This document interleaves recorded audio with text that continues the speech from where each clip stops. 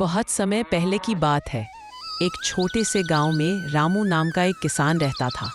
रामू बहुत गरीब था, लेकिन दिल का बहुत अच्छा इंसान था। उसके माता पिता बूढ़े और कमज़ोर थे। रामू ही अपने माता पिता का सहारा था। रामू के पास ज़मीन तो थी, पर बहुत कम और बंजर।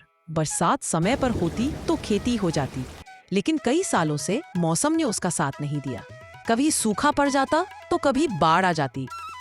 इसके बावजूद रामू रोज सुबह सूरज निकलने से पहले उठता, हल बैल लेकर खेतों में जाता और मेहनत करता।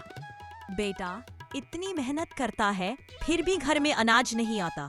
भगवान से प्रार्थना कर, शायद उसकी दुआ रंग लाए।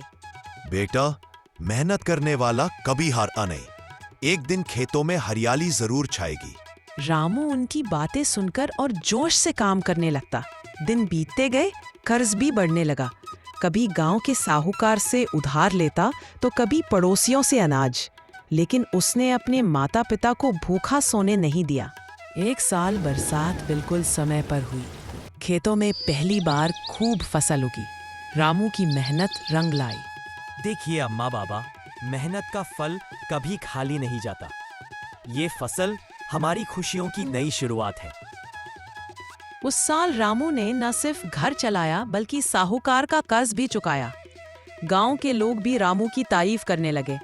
रामू ने सीखा था कि गरीबी इंसान को रोक नहीं सकती, अगर इरादे मजबूत हो। उसने माता पिता का आशीर्वाद और अपनी मेहनत से अपने छोटे से खेत को हरे भरे खेतों में बदल दिया।